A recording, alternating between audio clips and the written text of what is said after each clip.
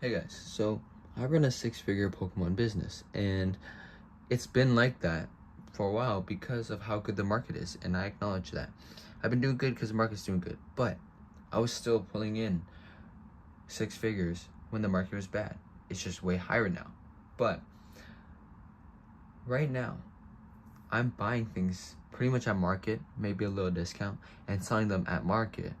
And I am basically, I think most things I'm breaking even or making very little profit. And I'm basically, at this point, I'm slaving. I'm slaving for what? And I want to explain that in this video. In case in case someone here out there is starting their own business and thinking it's all jolly, even in a bull market for businesses, running a Pokemon business, when it's really not. Honestly, the good times are good, but the hard times are really hard. First, I want to talk about Destined Rivals. Got a booster box here. I got this from distribution, and the reason is the distributor called me up and they said, hey, I could, because they want to make their money. What they do, he literally told me, they hold back maybe, I think he said 10, a certain percent of the product to sell on release day or after, because they want to make their margins, because they're not making anything on pre-orders, right? Obviously they sell for like wholesale price, and they're making maybe like $5-10 a box. I don't know how much they're paying for that, but they're making very little per box. So they hold some back when the market's good so that they can sell. It's not a conspiracy, it's literally a real thing. They do it so that they can make money, because they've got overhead, they got rent, they got employees to pay, they got inventory costs, and so that's what they do. And he called me, he said, you can buy the XYZ amount of Destined Rivals booster boxes, and my price is, it was like, I think it was like 10% under market. I don't even remember, but it was like on release day. It's like 10% under market. And if I turn this guy down, he's never gonna offer me again. And if you want to play a long game with selling cards in this business, you got to get it good with the distributors. And honestly, I've screwed up a lot in the past.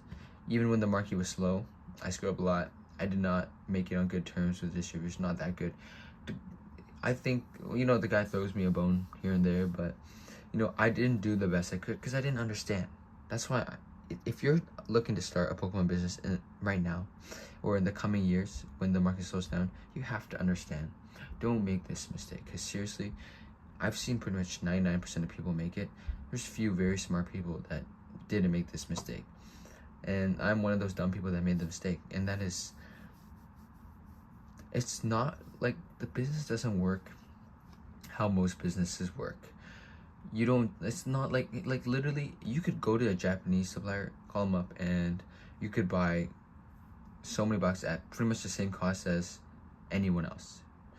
Granted, if you have history with them, you buy a lot of boxes with them, they'll give you a slight discount, but it's not huge. It's not like the difference between the LGS selling price and a wholesale cost. And the barrier to entry for wholesale is so high. Like, distributors aren't, like, it's really difficult to get an account, and they will literally it's like they're forcing you in a corner, and if you don't have the money to buy it, you're screwed, because then they won't offer you product in the future. And then when times get rough, they're gonna be like, we're allocating based off of your purchase history, and then you're gonna have no purchase history because you didn't buy the stuff from them when they offered you. And when the times are slow, what I did, the mistake was, I was like, I can't sell this product, so why would I buy it, right? Even though the distributor offered me for what, I don't even know, but the pricing was so good. It was like 115 Canadian. It's like 80 US a box for for all the Scarlet Valley set, and now I'm paying like 200 Canadian a box. He's calling me up to pay, and that's because I didn't take those opportunities. Well, granted, I didn't have the cash at that time as well, so I didn't want, like, if I only had $1,000 cash, did I want to spend all of it to buy dead inventory? to make the distributor happy? Of course not. But now that I've learned my lesson, I'm selling all my investments. I'm so dead serious. I've said this like 5 videos now, but I'm so dead serious. I'm gonna sell all the investments I have, and in the next bear market, I will be ready. I'll be strapped with cash, more cash than I've ever seen in my life, to buy that dead inventory, to get it good with the distributors, because in the next cycle, because this market is cyclical, I want to make that push to make it big. I'm currently working on my Japanese cards too. I'm placing in orders of like 5,000 per release. Try and slowly grow my relationship with the Japanese sellers, and to hopefully build a brand around Japanese cards at least.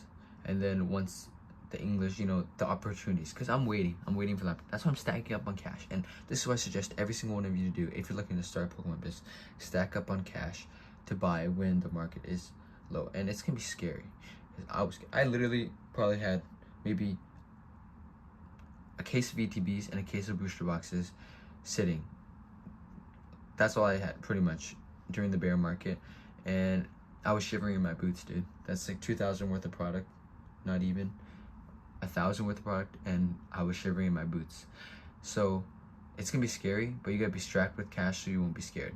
If you have 100,000 and you spend 50 of it, you'll be still comfortable enough to sit on that for the next 2-3 years before the market recovers. Now the other part of this is I'm also buying product. Now this might confuse a lot of people. It makes sense, right, to buy product from distribution to get in good bucks with them, even if you're paying high price and selling it for like no profit, right? Because you want to get it good with them. You want that purchase history. But I'm also buying products off Facebook Marketplace, off website, anywhere basically, to sell at basically no profit. And this makes me a slave because I'm working for no money. But why am I doing this? And honestly, I don't know if this is real. I might be schizo, but because over the last 5 years, I've built an eBay store with 5,000 sales. It's not crazy, but I had no experience starting out from nothing, and now the eBay store makes consistent sales.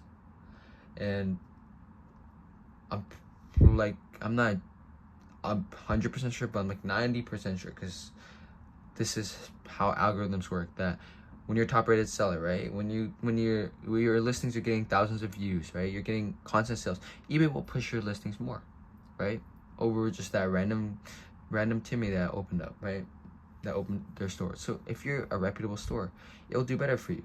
That's why. And especially because if you look at listings, when you got a listing on eBay, I don't know if anyone is familiar with this, but if you got a listing that is sold like 300 units, it's like in red. It's like 300 units sold in red on your listing. So that it's really attractive to buy. And I've seen my listings also outside of eBay. Like if I search on Google for one of my products, once I saw my listing show up on Google as a sponsored advertisement, because eBay was using my image as an ad because it was selling so well. So why would I want to end that listing, get rid of my hundreds of orders of purchase history? Like, think about it. I had a listing that's like $200, and I sold, I think, 200, 300 units of it, and it shows the history to encourage buyers to buy it, right? That's like what, $50,000, $60,000 worth of sales, of blood, sweat, and tears into those sales that you'd be throwing away.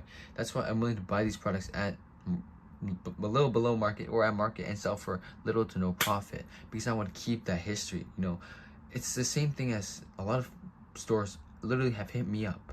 There's literally a guy that said I met on Facebook Marketplace because he bought a case of Silver Tempest ETVs from me. He's like, send me a list because I run this store and I want to keep my shelf stocked. Even though he's paying market and selling at the same price even, he just wants to keep the store stocked for the customers, Maybe it's a psychological thing, like I don't want to lose those sales, whatever, but I'm pretty sure it's a real thing, I'm literally buying from random people, third-party sellers, not the distributors, to maintain sales on eBay, because I want to fill those orders, and as well on my website that I'm slowly building. But eBay is the main sales channel right now. But this video is mostly for established businesses, or I would say up and coming business, because I've seen a lot of small stores that I was scouting out. I was scouting a lot of smaller websites, and I see the site's like completely empty. And like, if you see some like big eBay stores, they got like 10 items listed. Like, why would you sacrifice like repeating customers and building building trusted customers and building a customer base and building reputation when all that costs you is your time? If you've not made it big now, just sacrifice your time to build your reputation, to build those sales, build that history, so that when the distributors get more product in, you can buy it at wholesale and sell it for your regular margins, you'll have those repeated customers. And it's basically like it's playing the long game. So if you're just starting out and you are having trouble finding product at a good price, if you're already off the ground, I would suggest just buying that product. Just take the hit on the time and the effort, and sell the product for very little profit, if any, just to maintain those customers, maintain those sales. But yeah, that's just my opinion. That's what I'm doing. I'm doing that for a lot of, like, it's literally taxing to scour for deals so that you can sell them for a deal to other people. Like, that's what I'm doing. I'm literally searching for deals, sell it to a deal to others. And well, I'm thinking as playing the long game, and in 2 years I'll be back here and tell you if it worked out or not, and either you'll laugh at me or I'm the biggest genius in the whole world. So take it how you will. If you are starting your business or you've already started it, maybe take that into consideration. But that's just what I'm doing, and it's among many things that I'm doing that are maybe obscure, but it works. So yeah, I've done a lot of crazy things. If you watch the past videos, I've done crazy things, stupid things, smart things.